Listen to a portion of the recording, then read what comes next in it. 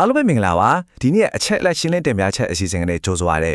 ကဲကျွန်တော်တို့နေတိုင်းတုံနေတဲ့ဒီ digital ကဘာကြီးကိုနောက်ခါရနေ့မမြင်ရပဲခိုင်ခိုင်မာမာချိတ်ဆက်ပေးထားတာဗာများလဲလို့တွေ့ဖို့ကြလားဒီနေ့မှာတော့အဲ့ဒီမမြင်ရတဲ့အခြေဆက်မှုလေးတွေဖြစ်တဲ့ API ဆိုတာတကယ်တမ်းဘာကြီးလဲဘလို့မျိုးအားဝကြကောင်းလောက်အောင်တလုံးလုံးနေလဲဆိုတာကိုမူရဲ့ချက်လက်တွေကနေတစ်ဆင့်အတူတူလေ့လာသွားကြမယ်စလိုက်ကြအောင်ကဲဒီတော့ဒီနေ့အစီအစဉ်လေးကိုအမြန်ကြည့်လိုက်ကြအောင်နံပါတ်1 digital တန်တားဆိုတဲ့မိတ်ဆက်ကနေစသွားပါမယ်ပြီးရင်နံပါတ်1စားတော့ဆိုင်ဥပမာနံပါတ်3 API အလုပ်လုပ်ပုံနံပါတ်4 web API အမျိုးအစားများနံပါတ်5မှာတော့တကယ် API နည်းလမ်းတွေနဲ့ကိုယ့်ဒီအကြောင်းကြည့်ကြမယ်နောက်ဆုံးနံပါတ်6အနေနဲ့ API နေဘာလို့ဒီလောက်တောင်ရေးပါနေရတာလဲဆိုတာနဲ့အဆုံးသတ်ကြပါမယ်ပထမဆုံးပိုင်း digital data API ဆိုတဲ့ wire လေးနဲ့နှိစပ်ပြီးမိတ်ဆက်သေးပါမယ်API ဆိုတာတကယ်တော့ application programming interface ကိုအတူကခေါ်ထားတာပါနည်းနည်းနားလည်ရခက်တော့လားရိုးရိုးလေးပဲတွေ့ချင်အောင်ပြသူကလုံးဝမတူညီတဲ့ software စနစ်တစ်ခုကိုအချင်းချင်းစကားပြောခွင့်ဆက်တွေ့ခွင့်ပေးလိုက်တဲ့စီးမြင့်တွေနီးလန်းတွေပါပဲတီးခြားစီထည့်နေတဲ့အရာနှစ်ခုကိုချိတ်ဆက်ပေးလိုက်တဲ့တရားလေးတစ်စင်းပေါ့ဒီလောက်နဲ့တိတ်မရှင်းသေးဘူးဆိုတော့စိတ်မပူပါနဲ့အပိုင်းနဲ့မှာပါတဲ့စားတုပ်ဆိုင်ဥမာတွေနဲ့ဆိုရင်လုံးဝရှင်းသွားလိမ့်မယ်ကိုယ်တိုင်စားတော့ဆိုင်ဒီဇိုင်းကိုရောက်တော်လဲလို့မြင်ရောက်ကြည့်လိုက်ပါဘယ်ဘက်မှာကအစားသုံးသူညာဘက်မှာကမိဖို့ကြောင်းပေါ့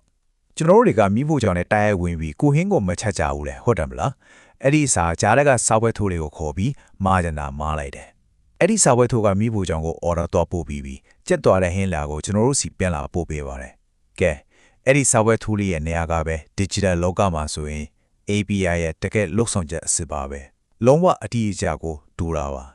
ဒါဆိုရင်ဒီဥမာလေးရဲ့တစ်ဆင့်အပိုင်းသုံးဖြစ်တဲ့တကယ်ကွန်ပျူတာစနစ်တွေထဲမှာ API ဘယ်လိုလုံးနေလဲဆိုတဲ့အဆက်ဆင့်လောက်ဆောင်ချက်ကိုအဆက်ချိကြရအောင်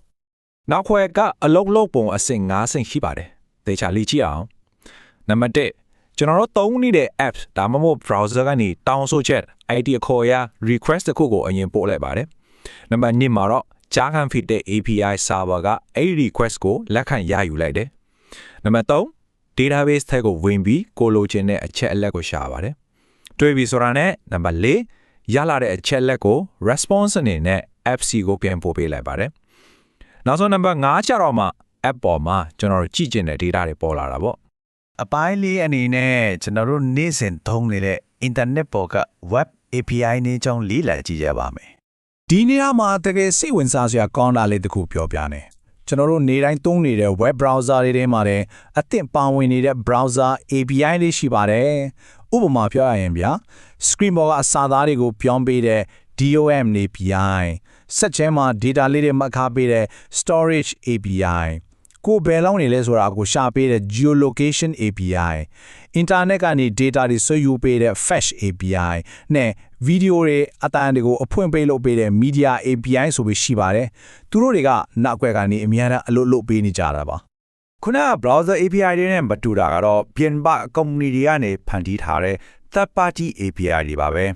ကိုယ့်ရဲ့ app ထားမှာမြေပုံလေးထည့်ချင်ရင် Google Map API မိုးလေဝသအခြေအနေပြချင်ရင် Weather API ကိုသုံးကြတယ်ငွေပေးချေမှုတွေအတွက်ဆိုရင် Stripe တို့ PayPal တို့လို payment API ပြီးတော့ Facebook တို့ Twitter တို့နဲ့ချိတ်ဖို့ social media API နောက်ဆုံးဘာသာပြန်ဖို့အတွက် translation API တွေကိုအသုံးပြုကြတာပါကိုယ်တိုင်အစအဆုံးရေးစရာမလိုပဲအစင်းသိမ့်ရေးထားတဲ့လောက်ဆောင်ချက်တွေကိုလွယ်လွယ်ကူကူယူသုံးလို့ရအောင်ဒီ API တွေကအိုးစရာကောင်းလောက်အောင်ကူညီပေးနေတာပါစပီပိုင်းကိုရောက်လာပါပြီဒီလောက်စွမ်းတဲ့ API တွေကိုနောက်ွယ်ကကိုးတင်နဲ့ဘယ်လိုခိုင်းစလဲဆိုတာကြည့်လိုက်ကြရအောင်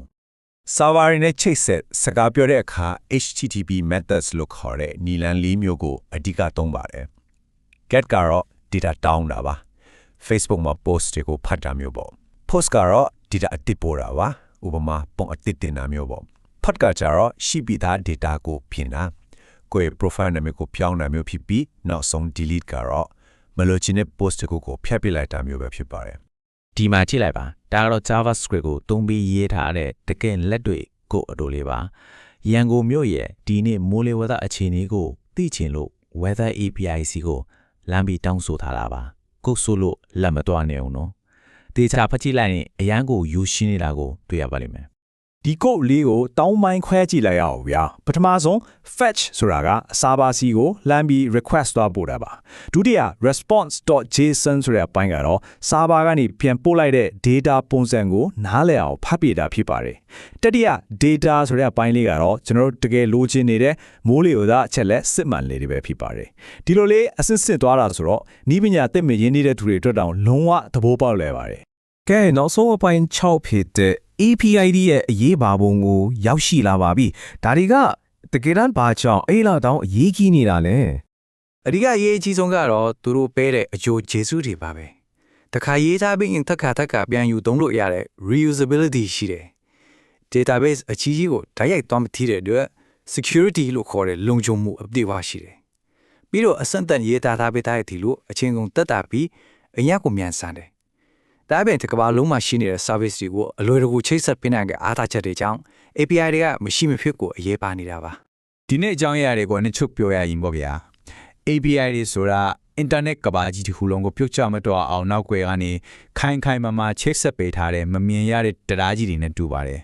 Kit application တိုင်းလို့ဟာဒီလိုမမြင်ရတဲ့တရားလေးတွေကိုပဲအဓိကမိခိုပြီးလဲပန်းနေကြတာအမှန်ပါပဲ ဒါဆိုရင်ကျွန်တော်တို့တွေးစရာမေးခွန်းလေးတကူထပ်လာပါပြီ API နေရာက internet ကဘာကြီးရဲ့ခိုင်မာတဲ့တနာတွေဖြစ်တဲ့ဆိုရင်အနာဂတ်မှာတော့ဒီတနာတွေကနေတဆင့်ဘယ်လိုမျိုးအသစ်တော့ digital ကဘာအသစ်တွေကိုထပ်ပြီးချိတ်ဆက်ပေးလာအောင်မလဲဆိုတာစဉ်းစားနေပါပဲကဲဒီစိတ်ဝင်စားစရာအတွေ့အလေးတွေပဲဒီနေ့ရဲ့အချက်လက်ရှင်းလင်းတင်ပြချက်အစီအစဉ်ကိုဒီမှာပဲအဆုံးသတ်လိုက်ပါတယ်အစုပ်တွေအတူတူလေးလာပေးခဲ့ကြတဲ့အတွက်အားလုံးကိုကျေးဇူးတင်ပါတယ်နောက်လာမယ့်အစီအစဉ်တွေမှာပြန်ဆုံးကြပါမယ်ဗျာ